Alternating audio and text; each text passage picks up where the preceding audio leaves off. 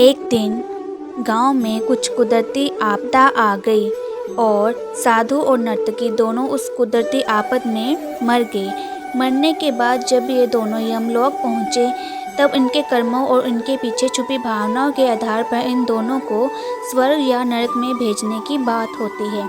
साधु को खुद को स्वर्ग में ही आश्रय मिलेगा इस बात का अंदाजा था। दूसरी तरफ नर्तकी के दिमाग में ऐसा कुछ भी नहीं था, वो सिर्फ फैसले का इंतजार था। तभी घोषणा होती है कि नर्तकी को स्वर्ग दिया जाता है और साधु को नरक। इस फैसले को सुनते ही साधु यमराज पर बहुत चिल्लाते हैं और उनसे क्रोधित होकर पूछते हैं कि ये कैसा न्याय है महाराज। मैंने अपनी सारी जिंदगी लोगों को उपदेश देने में बिता दी और मेरे नसीब में नरक, जबकि ये नर्तकी जीवन भर लोगों को रिझाने के लिए नाचती रही और इसे स्वर्ग दिया जा रहा है। ऐसा क्यों? मेरे साथ ये अन्याय क्यों?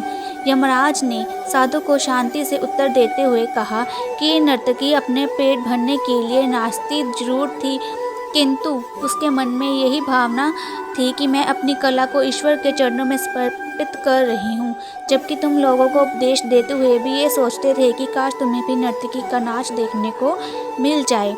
यमराज ने साधु से ये भी कहा कि तुम ईश्वर के इस महत्वपूर्ण संदेश को भूल गए कि इंसान के कर्म से अधिक कर्म करने के पीछे की भावनाएं मायने रखती हैं और तुम्हारे इस कर्म के पीछे की भावनाओं के हिसाब से ही तुम्हें नरक मिला है। इस कहानी से हमें ये सीख मिलती है कि हम चाहे कोई भी काम करें पर हमारी उस काम को करने के पीछे की नीयत साफ़ होनी चाहिए। अगर हमारी नीयत साफ़ नहीं होती है तो हम दिखने में भले लगने वाले काम भी पुण्य की जगह पर पाप का ही भागी बना देते हैं।